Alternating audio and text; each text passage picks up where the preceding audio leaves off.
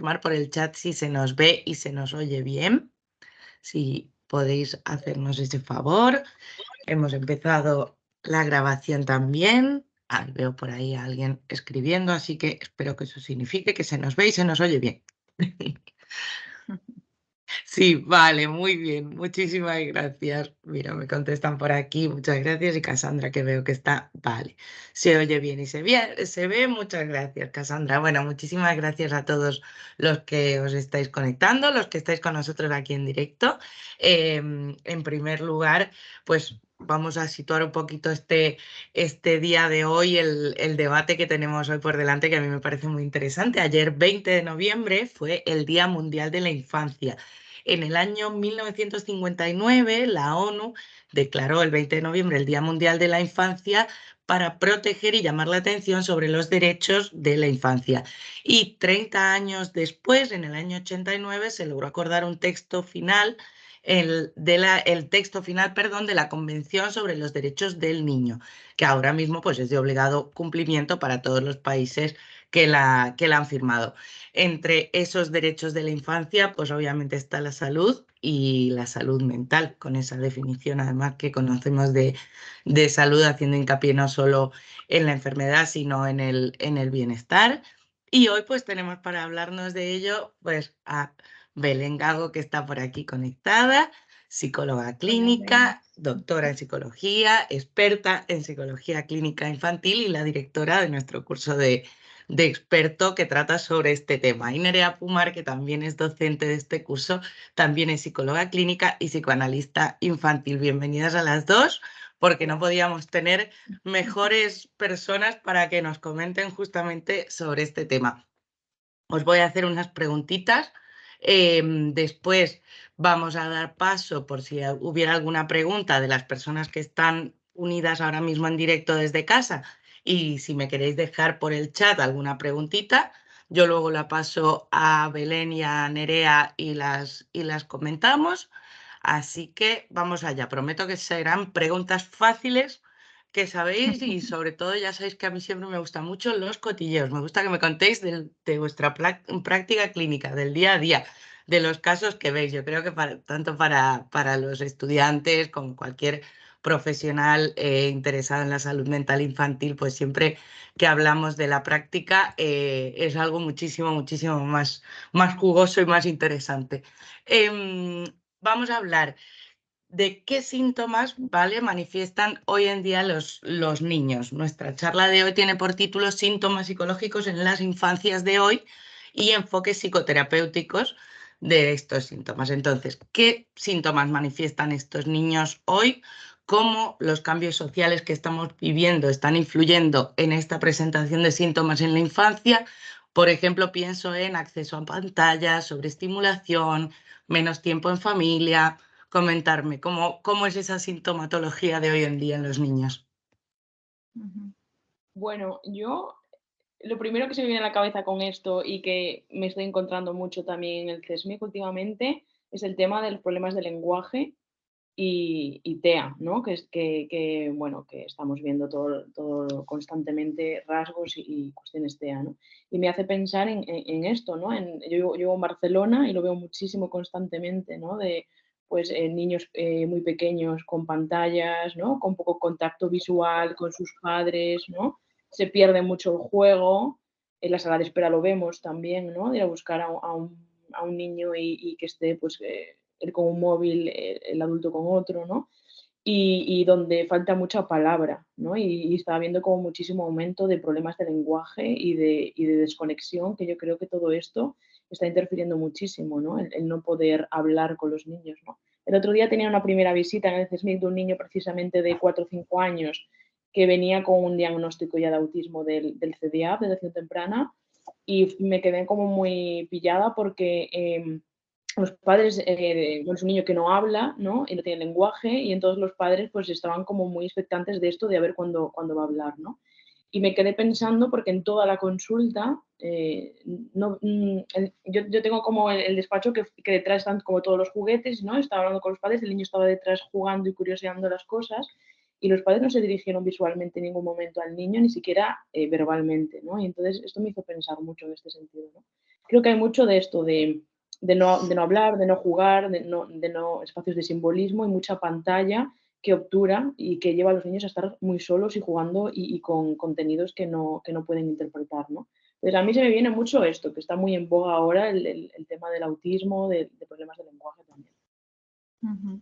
Y yo unido un poco a esto que dices, Nerea, que me parece súper interesante, está esta parte, ¿no? De también de cómo esta dificultad en la comunicación y en los vínculos, ¿no? En la transmisión del afecto a través de los vínculos, está dificultando también la regulación de la emoción en los niños, ¿no? Porque además yo creo que estamos en un contexto en el que incluso educativamente los niños hay mucho manejo del vocabulario de lo que es la emoción, muchos libros, ¿no? Que de alguna manera dan a los niños un acceso a lo que es la emoción, pero y sin embargo, ¿no? Tenemos como muchas dificultades en ver niños que son capaces de regularse a sí mismos y regularse en el otro o con el otro, ¿no? Desde esa perspectiva del vínculo y del apego, ¿no? Yo es verdad que sí que trabajo en una franja de edad, ¿no? En la que esto, de alguna manera, también se ve, ¿no? Y es verdad en el trabajo con adolescentes, ¿no? Que nos salimos un poquito de este día de la infancia, pero al final estos adolescentes han sido preadolescentes y han tenido una etapa también infantil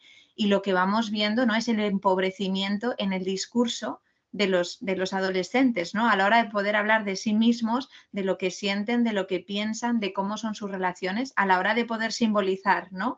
Lo que llamamos la mentalización, ¿no? Que es la capacidad como para poder hablar de sí mismos y de la mente suya y del otro, es en un empobrecimiento como muy importante, que lleva también a la desregulación, porque en la medida en la que no, Nerea, tú que sabes tanto de eso, en la medida en la que uno no puede poner palabras a lo que le ocurre, también tiene dificultades después para darle un lugar y poder regular, ¿no? Y vemos también mucha dificultad en esto, en que los niños sean capaces de regularse tantas cosas, ¿no? Que un poco también se etiquetan desde lo conductual, desde un niño movido, también en este contexto, ¿no? De esta prisa, ¿no? Social que llevamos todos y de tanta estimulación, como decías tú, Celeste, ¿no? Pero sin embargo, desde este punto de vista de decir, ostras, ¿es conducta o es que hay una parte en la que el niño no está pudiendo saber lo que le pasa y entonces estamos etiquetando desde fuera como un problema conductual, ¿no? Porque parece que ahora mucho problema de conducta, pero esa conducta en base a qué viene, ¿no? Un poco desde ahí también.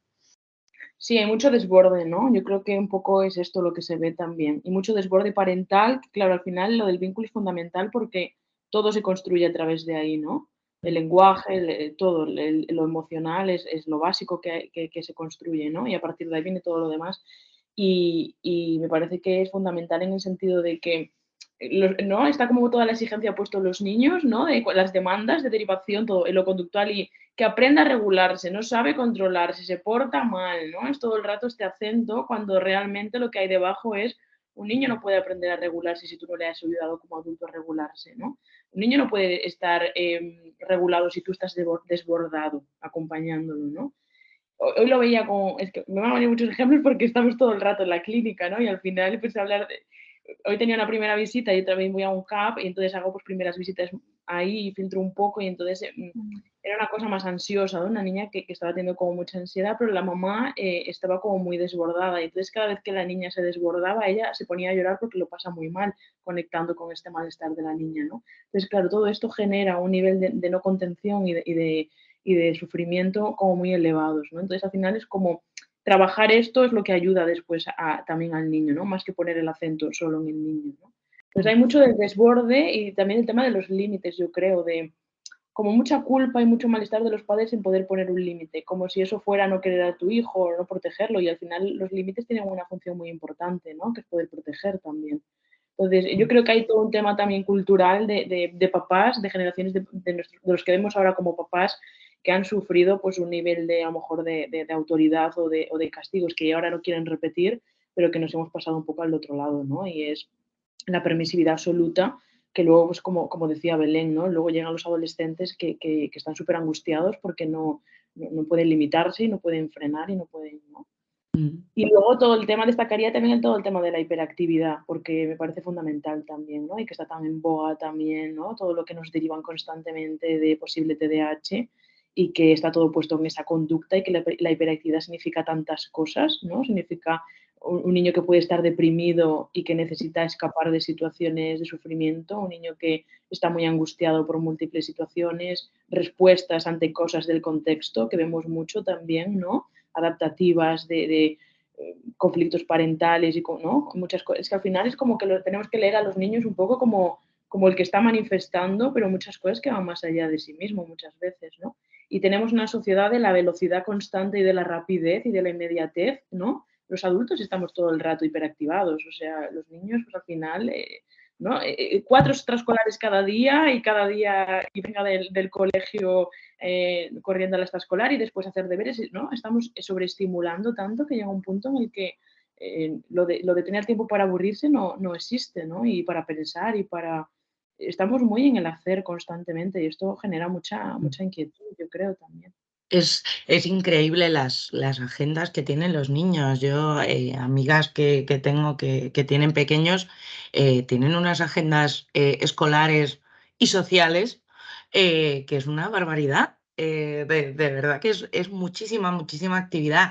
Yo cuando os ponía esta pregunta pensaba justo en eso, en la inmediatez, en las pantallas, como decíamos antes, ¿no? Que esa tecnología que nos sirve y la utilizamos también y de hecho ahí, vamos, vosotras lo sabéis mucho mejor que yo, pero incluso tenemos herramientas tanto para testear como luego para tratar con las que ponemos sobre la mesa las nuevas tecnologías y nos aprovechamos de esas nuevas tecnologías para poder ayudar mejor a los pacientes.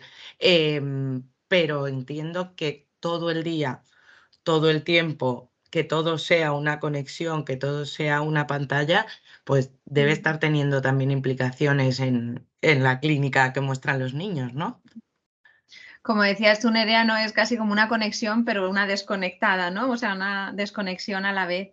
Y es verdad que también esto, pues yo creo que hay una parte también, pues eso de lo social, ¿no? Que tiene mucho que ver en esto. Y después también en esta, digamos, perspectiva también social de consultar y estar como muy pendientes de los niños desde esta perspectiva a lo mejor incluso más sobreprotectora, ¿no? Pero a la vez no poder tolerar, ¿no? ¿Cuántas veces las demandas vienen porque los padres a veces no pueden tolerar la expresión de una emoción negativa por parte del niño, ¿no? Una rabieta, un enfado, una tristeza, algo que acompaña a la vida, ¿no? Pero que como nos hemos metido todos también en esta dinámica de tener que estar siempre bien, de que el niño tiene que estar siempre bien, ¿no? Es verdad que hay también ahí como una intolerancia de los papás a poderse situar, de decir, bueno, es que no tiene por qué estar pasando nada, no tiene por qué ocurrir nada patológico en que tu hijo, y luego también sin ser conscientes, como decías tú, Nerea, que me ha parecido pues muy buen apunte, ¿no? Esta parte de que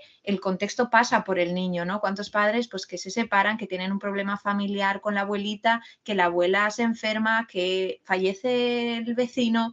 Y entonces es como si el niño, ¿no? Como si hiciéramos una escisión por la cual todo esto, si además yo he protegido al niño, que me parece que no se lo he dicho, pero yo no le he dicho que el abuelito está en el hospital, entonces no me encaja, ¿no? El que luego él pueda manifestar un síntoma en este proceso, porque parece si como los niños estuvieran como fuera para muchas cosas, pero sin embargo no podemos entender que ellos también, ¿no? Ese contexto también les afecta, o lo mismo con las vivencias escolares, ¿no? Tenemos como muy claro lo del bullying, pero sin embargo, ¿cuántas inconsistencias hay en que luego cuando el niño manifiesta un problema con los amiguitos, son los padres los primeros en que a lo mejor tienden a señalar y decir, no, es que tú, ¿no? O es que el otro, ¿no? Y es como sin poder validar la emoción. No, hablamos mucho de validar la emoción. Es un lenguaje que está en cierto modo manido ya en esta sociedad, ¿no? Lo de, no, hay que la escucha, la validación, la emoción, pero luego en la praxis, o sea, esto se hace a través del vínculo. Y lo que vemos, ¿no? Es esta caricatura un poco de que la mamá está buscando en Instagram cómo estar mejor con su hijo, el niño por ahí, y sin embargo no se han puesto a hablar juntos, ¿no? Luego vienen a terapia, pero es un poco desde ahí, ¿no? Es también un poco, yo creo que, pues eso, desde lo que tú decías, Nerea, también desde la propia desubicación de los papás de cara a cómo poder situarse también ellos respecto al malestar del niño, ¿no? En algunos momentos o respecto a su emoción. Siempre que tenemos charlas, el otro día tuvimos una de familiar sistémica también y siempre vamos a lo mismo cuando la persona a la que tratamos es un niño o un adolescente, siempre todo tiene atrás la familia, el contexto, los papás, y eso siempre. Me ha hecho mucha gracia, Belén, la caricatura esta que has dicho de la madre buscando en Instagram en lugar de hablar con su hijo. Vi un vídeo, me saltó estos días un vídeo en el que justamente hablaban del estar presente para los niños, entonces se veían distintas imágenes en las que un papá o una mamá con el niño en brazos en una imagen, o sea, en una secuencia iba interactuando con el niño, riéndose, mirándolo, hablándole, y en la otra iba mirando el móvil. Otra en la que igual iba paseando con el carrito y en una iba mirando directamente al niño, haciéndole bromas tal, y en otra iba empujando el carrito pero mirando el móvil. Y me impactó por lo real, me impactó por lo cotidiano que se nos ha vuelto eso. Yo creo que el matiz sería con qué función se hace, ¿no? Porque es verdad que lo que decías tú antes, y por lo menos en la pandemia lo hemos vivido, ¿no? Y gracias a que hemos tenido pantallas y nos hemos podido conectar y hemos podido sostener ciertas cosas de la realidad que se han quedado también, ¿no? Yo creo que no se puede escapar de eso en cierta medida. Bueno, habrá que ver desde qué edades y de qué manera, ¿no? Pero yo creo que también, sobre todo, el matiz de cómo se usa y porque se puede usar de muchas maneras lúdicas y desde un juego y desde el vínculo, pero yo creo que ahí como lo más patológico, lo que yo más me encuentro que genera mucha angustia son niños muy pequeños solos con contenidos que ni siquiera los padres saben qué contenidos están observando sus niños. Y que luego vienen muy angustiados por cosas que al final es que tú te metes en YouTube o te metes en Instagram, son estímulos muy rápidos que no puedes procesar, que un niño pequeño no puede captar y entender y se quedan como bloqueados y se quedan como atrapados en cosas, ¿no? Y claro, porque ahí ya hay un ocupar al niño sin hacer nada, ¿no? Otro tipo de interacción con él, ¿no? Yo creo que esto es un poco lo que hay que ayudar a pensar, ¿no? De qué está sustituyendo el móvil, qué función tiene, ¿no? Cómo se utiliza también la pantalla para que coma el niño. Se le distrae para que haga algo o se le utiliza para como amenaza, como chantaje para que haga, ¿no? Es como ver un poco qué funciones tiene, ¿no? Pero está acaparando mucho esto también, todo el tema este. Sí. Voy a hilar ahí con la segunda pregunta porque lo hemos traído ya un poquito al debate. Cuando los niños manifiestan estos síntomas que estamos comentando, de estos nuevos síntomas de la infancia, ¿qué respuesta encontramos en los papás y en otros contextos que rodean al niño, en la escuela, en el pediatra? Más o menos, ¿qué respuestas encontramos ahí? ¿Cómo está cambiando eso? Bueno, yo creo que también se manifiesta en los adultos y tenemos toda esta cosa, esto que decía Belén, que me parece muy importante resaltar, que es el no tolerar el sufrimiento. Entonces, esto lleva a generar mucha angustia, tanto en los coles, ¿no? En los pediatras, que también lo vemos mucho, en las familias, ¿no? Eh, en situaciones incluso donde es sano y funcional tener tristeza, por ejemplo, ¿no? Ante un duelo, ante situaciones de cambios y situaciones adaptativas, que de repente es como, es que está triste, un día me derivaron a un niño porque es que llora mucho y está triste, y hacía un mes o 2 meses había fallecido su padre. Entonces, a lo mejor, no digo que a lo mejor no se pueda derivar para hacer una orientación o para acompañar a esta madre o para orientarle, ¿no? O se hace un soporte y se hace. Pero está focalizado como en el niño. La demanda era, es que está triste, llora. Y entonces, como que esto es decir, es que es sano que pueda llorar la pérdida, ¿no? Está bien que pueda, está triste, o sea, es que todos estaríamos tristes, ¿no? Se pierde algo de esto y estamos en un contexto, en un momento, yo creo, que no se tolera la angustia, no se tolera el malestar. Entonces, todo esto lleva a actuaciones muy expulsivas a veces, ¿no? Todo el rato hace falta el psicólogo, que sí, que hace falta para muchas cosas y está bien poder llevar a los niños al psicólogo y poder pensar cosas y los papás que también, ¿no? Pero creo que hemos pasado a un extremo de que todo lleva a un tener que consultar y tener que, ¿no? Y creo que hay papás en este momento que en general como que se sienten muy desautorizados también, muy inseguros, con muchas dudas, como que vienen a preguntarnos a nosotros qué es lo correcto, ¿no? Cuando al final no hay una manera correcta de hacer las cosas, es construir una manera con tu hijo, ¿no? Entonces, bueno, creo que hay también como mucho miedo, ¿no? Mucho miedo de los papás, como que se sienten muy perdidos, ¿no? Muchas veces también esto genera pues mucha angustia y mucha búsqueda también sobre todo una solución de una pauta, que es un poco lo que necesitan, ¿no? Que viene mucho Bueno, luego esto se va cambiando y van entendiendo que no hay una pauta mágica para nada, ¿no? Y que es todo muy en cada caso, en cada situación, en cada circunstancia. Pero esta fantasía y esta expectativa mágica de que por favor dime lo que tengo que hacer para que esto ya termine, ¿no? Y al final, pues es entender, que pasa todo mucho por entender qué nos está queriendo decir el síntoma del niño, ¿no? Y bueno, pues a partir de ahí se puede trabajar, pero bueno, sobre todo esta exigencia de que esto termine ya. Y por parte de los colegios y del contexto también, hay mucha demanda de esto. Y luego también desde ese punto de vista que dices tú, Nerea, pues eso, dónde te colocan, ¿no? Los padres muchas veces o los colegios, que es un poco lo que estabas diciendo tú, ¿no?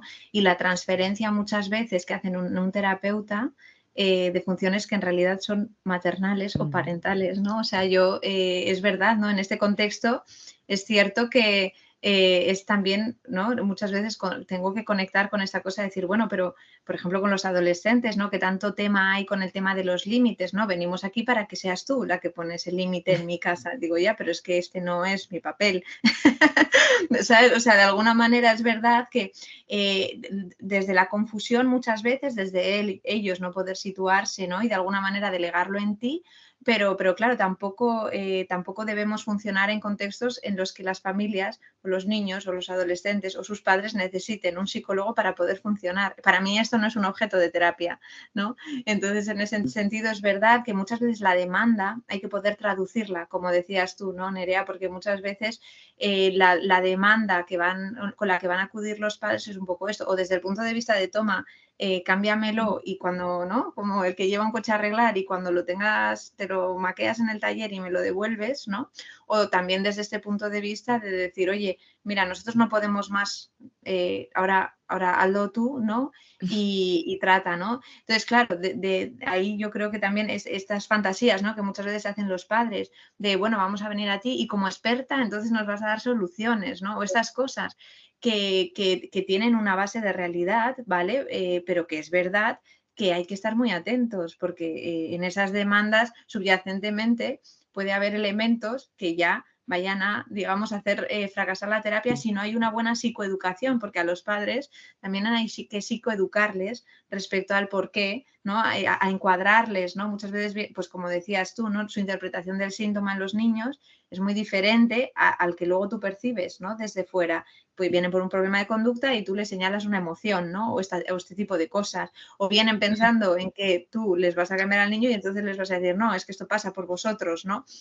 Entonces, para mí sí que es muy importante que el terapeuta infanto-juvenil se haga consciente, ¿no? de todas estas dinámicas antes, justo, o sea, tal cual venga la demanda, porque si no, o sea, si no se, en las primeras entrevistas de exploración esto no se encuadra bien, digamos que después el problema de lo que yo pensaba que, pero es que esto no, ¿no? Y cuántos padres o madres nos vienen diciendo, no, es que le llevé a un terapeuta, pero es que yo pensaba que, pero al final no sirvió porque él me daba las pautas o ella me daba las pautas, pero no funcionaba. Sí, hicimos lo de la economía de fichas, pero eso no sirvió para nada porque el niño, entonces, claro, es cuando empiezan a ponerse en juego, ¿no? Otras cosas que yo creo que en este sentido ayuda mucho como, bueno, como terapeutas, ¿no?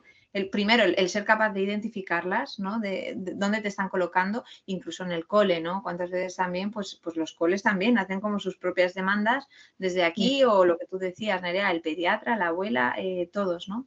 Y para mí sí que es muy importante, ¿no? Estar atento a esto porque lo que tiene también el trabajo desde infantil es eso, ¿no? Está el síntoma del niño, que creo que es una parte que hemos podido hablar, y está luego el posicionamiento de los padres respecto a ese síntoma y del contexto, que también es muy importante, ¿no? Es otro elemento de trabajo casi a la par del síntoma, ¿no? Para mí. Claro, es fundamental, o sea, yo creo que la dificultad o la complejidad, ¿no? de trabajar en infanto-juvenil es esta. Está el niño y todo su contexto. Y poder trabajar y poder entender y poder ayudar a cambiar la mirada del contexto, que es yo creo que lo clave, que es lo que decías tú, Belén, de em, ver un poco, ¿no? ¿Qué sentido tiene esto y enmarcar que vale, tú vienes porque tu hijo tiene rabietas, pero ¿qué está significando esto? En el momento que tú puedes entender que tu hijo tiene una rabieta, no porque te quiera hacer la puñeta, sino porque está desbordadísimo y algo está angustiándole, le vas a poder acompañar de otra manera. Y tú te vas a sentir mejor también, ¿no? Y el vínculo va a ser mejor. Entonces, es como, yo creo que es un trabajo fundamental, igual que hay que hacer con el cole, ¿no? En el momento en el que pueden entender que un niño no puede aprender pues porque está angustiado o necesita salir de clase porque está nervioso o tiene conflictos con los iguales porque hay situaciones que no entiende y que le sobrepasan, el acompañamiento va a ser mucho menos expulsivo y lo van a poder ayudar. Yo creo que esto es fundamental en trabajar con infantil, es poder ayudar a los demás a traducir el funcionamiento del niño, ¿no? Y poder ayudarlo a él, pero eso es mucho más eficaz. Nosotros estamos con los niños una vez al mes, con suerte, o bueno, depende, ¿no? Pero va a ser mucho más, además de que va a ser mucho más eficaz y va a ser mucho más sano, ¿no? Y para la familia también y para el niño poder intervenir sobre los que le acompañan más y sobre los padres también. Y en Estaba esto, pensando... sí. Ay, perdona, Belén, no te... Adelante. No, que estaba pensando que en esto los primeros que tenemos que tomar conciencia somos los psicoterapeutas, porque muchas veces nosotros mismos nos emergemos ahí en un rol de omnipotencia, decir, no, yo Total. conseguiré, vendrá el niño a la sesión, yo le haré un no sé qué, y entonces, y bueno, casi como que no compartimos esa visión mágica del tema, cuando en realidad yo, vamos, estoy de acuerdo totalmente con lo que dices tú, Nerea, o sea, trabajando en el contexto del niño, bueno, o sea, hay una parte muy terapéutica moviendo este contexto que no requiere que el niño venga a terapia, o no al menos, entiéndeme, desde el contexto, ¿no?, en el que muchas veces se dan las demandas, ¿no? Perdona, Celeste, ya está.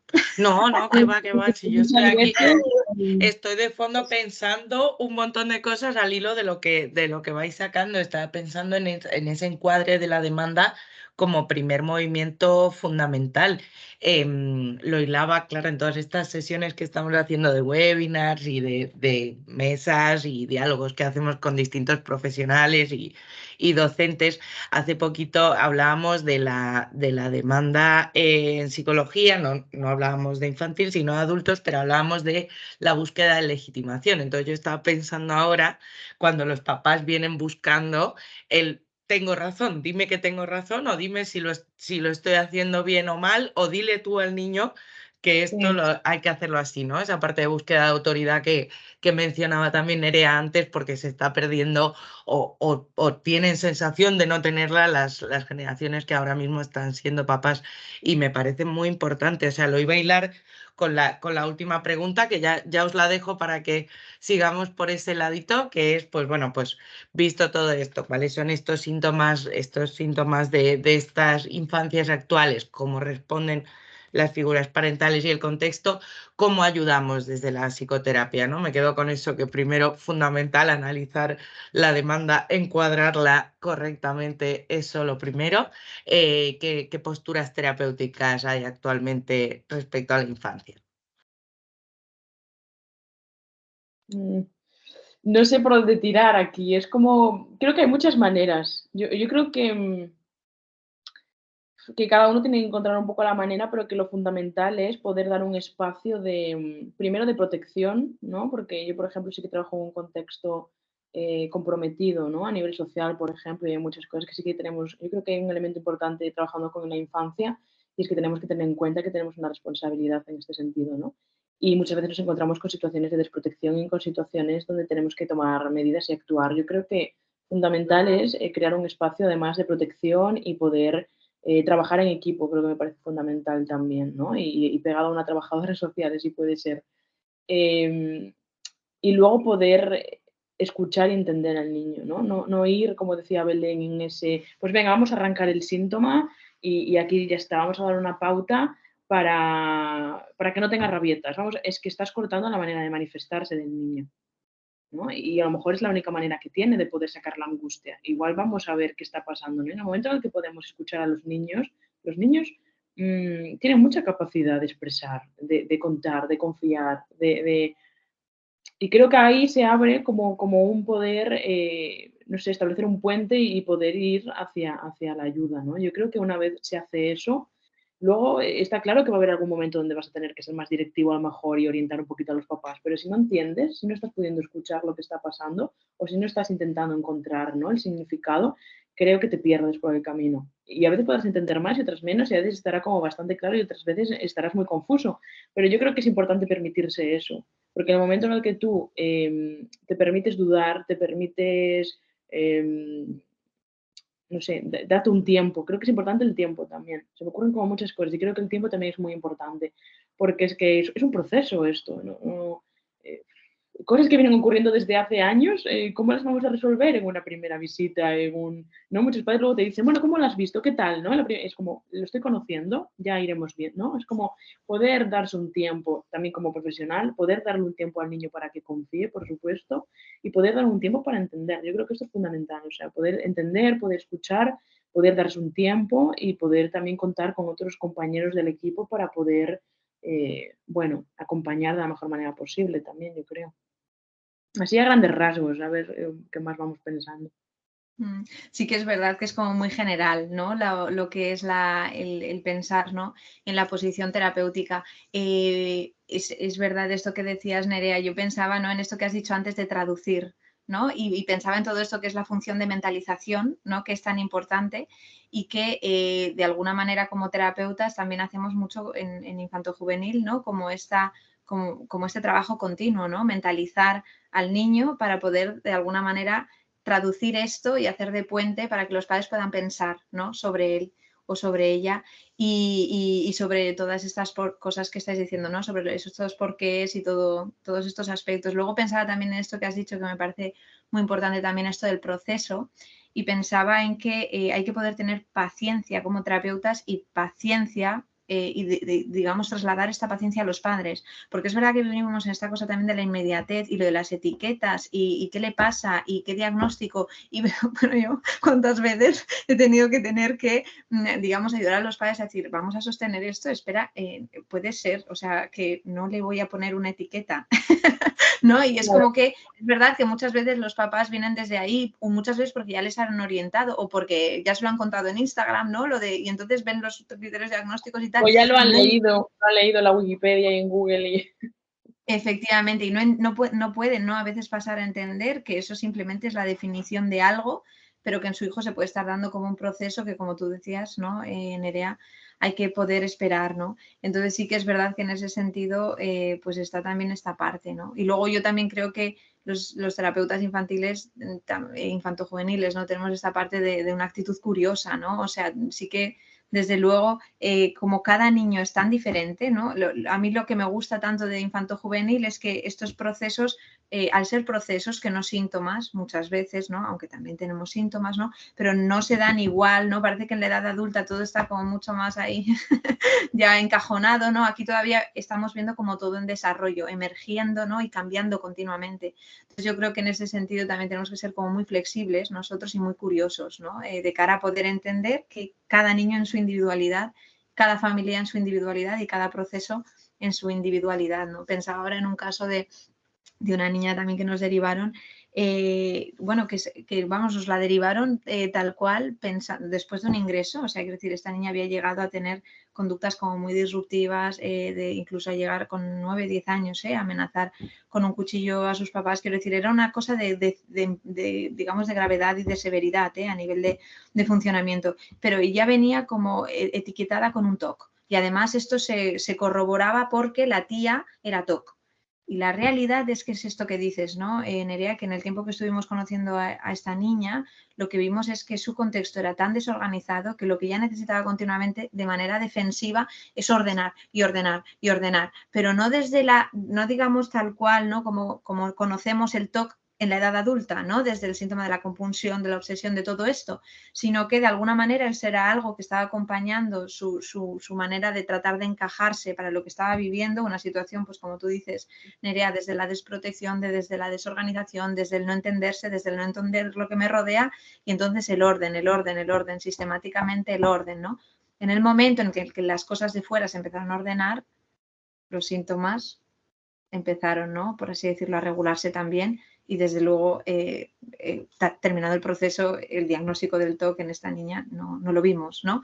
Pero es desde este punto de vista, ¿no? Que dices que, y tantas veces, pues eso, y lo importante que es poder estar atentos con estos, ¿no? Porque parece como si uno fuera, entre comillas, a veces también desde la falta de experticia, pero parece como si uno fuera un poco más profesional si dice, pues tiene esto y este es el tratamiento efectivo, ¿no? Y eficaz y evidente y no sé qué, que no es que digo que esté mal ni hago crítica, ¿no? Pero es verdad, ¿no? Que bueno, en el caso de la infancia, pues todo en su contexto.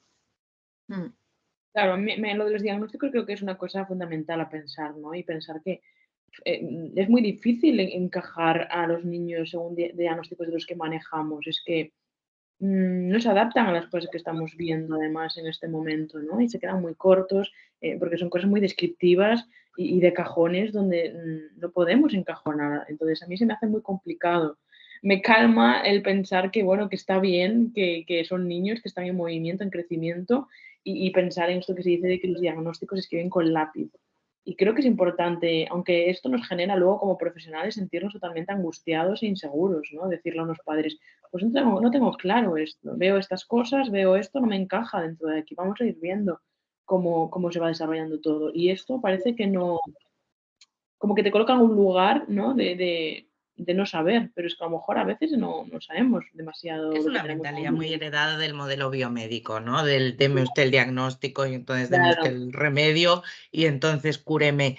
Yo creo que poquito a poco sí que está, por suerte, pues ya se ha desestigmatizado mucho la atención psicológica, la salud mental y se va haciendo cada vez más popular y creo que también los propios usuarios van entendiendo más cómo funciona y que no es que no es eso, no es una cuestión automática ni es sota caballo rey, pero sí es verdad que entiendo que es difícil ponerle al papá o la mamá que vienen pidiendo o buscando eso. Yo con los diagnósticos, mira, decía Nerea, ahora se escriben con lápiz. A mí se me quedó grabado algo de la universidad, que es que los diagnósticos son unos códigos que se inventaron para que nos comuniquemos entre los profesionales. No tienen mm, nada que ver con el usuario, o en principio no deberían tener nada que ver con el usuario, con su familia, con el niño en este caso.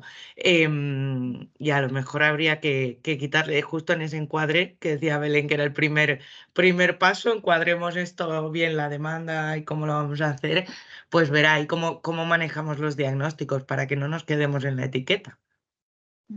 Sí, y teniendo en cuenta que, o sea, que esto no es un movimiento polarizado de diagnósticos y diagnósticos, no, no, yo Claro, soy la no, no, primera que no. cuando entendemos la función del diagnóstico, por Mm, supuesto que diagnosticamos y el diagnóstico es muy tranquilizador para muchos padres, ¿no? Pensaba todo lo que sufren mm, los papás de los niños de TEA, ¿no? Que empiezan sí. viendo desde la primera infancia que sus niños tienen dificultades y que no pueden ponerle un nombre que, digamos, les sitúe y que cuando llega el diagnóstico es como decir, ya sé que no era por mi culpa, ya sé que tal, quiero decir, claro, entonces es esta parte, ¿no? De tener siempre en cuenta pues una mirada más amplia, es decir, y lo mismo que pensábamos antes de la pantalla no es ni sí ni no, el diagnóstico no es ni sí ni no, sino es todo pensado, ¿no? En función del niño y de su contexto, ¿no? Total, total. Estaba pensando ahora que el diagnóstico para muchas familias también les sirve a títulos más prácticos para claro, ayudas, para beneficios, Por desgracia, la infancia. justo Ay, para recursos que el claro, niño necesita. O sea, le van a poner los apoyos en el cole siempre y cuando tenga claro. esta categoría diagnóstica. Entonces, no, por supuesto, mi postura no es ni mucho menos, creo que es una herramienta, pero es igual, como con las pantallas, como con todo, es qué uso le damos. Me quedo con que nos hace falta estar un poco más compañía. Me ha parecido muy curioso esta generación a la que he hecho mención, Nerea, que son los que ahora están siendo papás. Me quedo con esas características de el no hacerle daño al niño, no dañarlo y tener por miedo a hacer algo malo que quedarnos un poco en esa inacción, esa pérdida de autoridad, y que todo eso, pues, y esa desconexión, ¿no? La desvinculación que hacías tú mención al principio, Belén, que tan necesario es ese vínculo para después el desarrollo del niño. Me quedo con esas tres cosas. Pobres los padres que siempre les echamos la culpa de todo, pero, pero No, yo creo realmente que culpa no, yo creo que es responsabilidad. O sea, es yo creo que responsabilidad. yo poder Exacto. explicar esto, ¿no? Porque yo creo que todos, bueno, que en general los padres van a hacer lo que pueden con lo que tienen también y que muchas veces están en situaciones muy difíciles y al final pues se hace lo que se puede, ¿no? Yo creo que es poder pensar, ¿no? Y en el momento en el que tú puedes abrir una vía de pensamiento y de acompañamiento, por ahí se pueden mover cosas, ¿no? Y bueno, un poco en esta línea, ¿no? Porque es verdad que tampoco se trata de culpa, yo creo, ¿no? Se trata de poder entender y poder hacer, pues intentar hacer mejor algunas cosas en el sentido de que la relación con tu hijo sea más sana o no, sobre todo yo creo que es esto lo fundamental. Hoy no te escuchamos, No te Celeste. Perdón, que se me escuchamos. ha quedado el micro silenciado.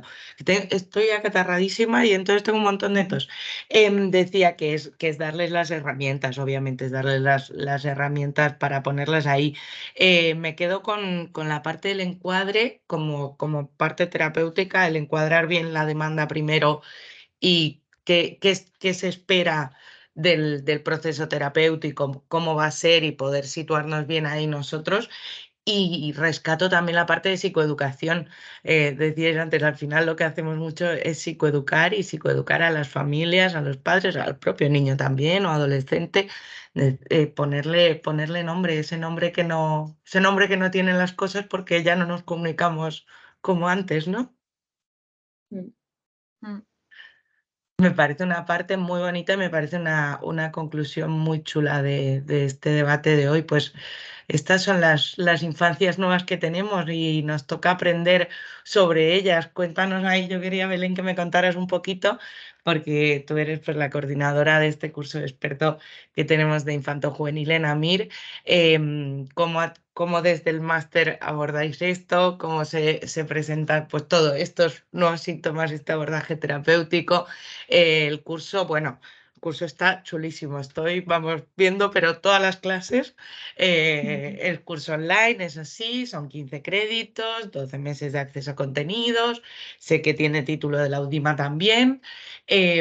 Cuéntame un poco más, cotillanos algo que no lea yo en el dossier ahí en la página web, algo que nos puedas contar tú desde dentro. Pues el curso es un traslado de todo esto que hemos estado hablando, pero mucho más amplio y pudiendo hablar de síntomas en concreto, de familias en concreto, de perspectivas en concreto, de herramientas en concreto. Desde ahí, digamos que, o sea, lo hemos elaborado desde la clínica, desde la práctica. Somos todos, bueno, esta Nerea también desde toda esta parte de la parte psicodinámica. Y en realidad todos los que componemos el curso somos terapeutas, psicólogos clínicos, psiquiatras que trabajamos dentro de la red de infanto juvenil y que cada uno aportamos lo mejor de lo que tenemos. Quiero decir, en ese sentido, creo que el curso, sobre todo, la potencia que tiene es esta, que el que te lo va a dar, pues te va a contar todo esto que hemos estado hablando de lo que es el día a día de una manera rigurosa y actualizada, porque es verdad que para nosotros, pues en nuestro trabajo somos muy conscientes de esto. Es verdad que la edición última del DSM es la 5, ¿no? Ya del 2013 han pasado 10 años, pues imaginaros, si no tenemos cosas que decir.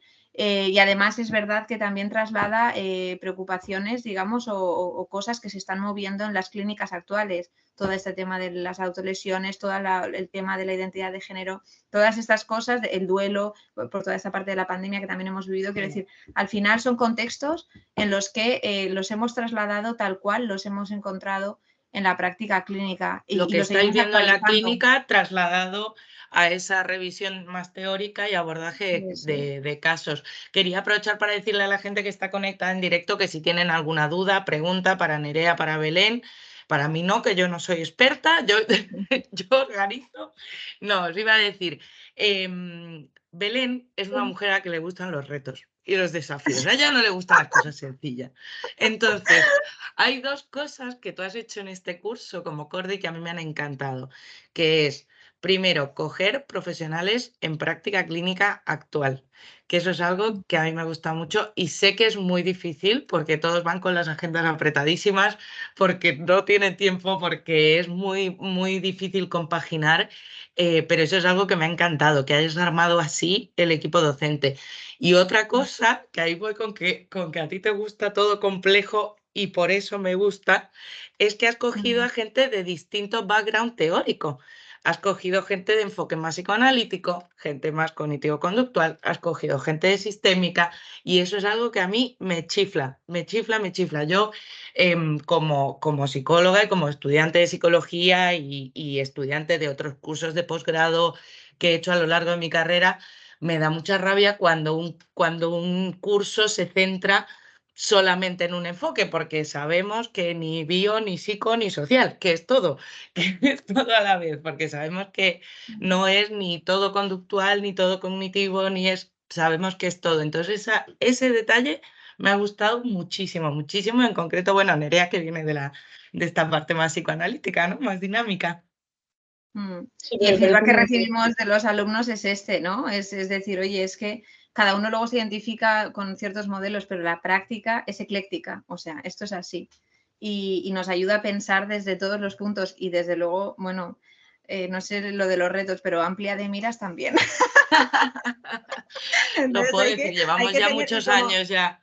como terapeutas tenemos que tener amplitud. Entonces, yo desde luego soy de tu opinión, Celeste, todos los cursos, independientemente de que el rigor terapéutico obviamente te lo da una escuela terapéutica, pero para un curso como este, que es de alguna manera tener un background tú como terapeuta para poder enfrentarte a un niño adolescente, desde luego creo que es la mejor opción, ¿eh?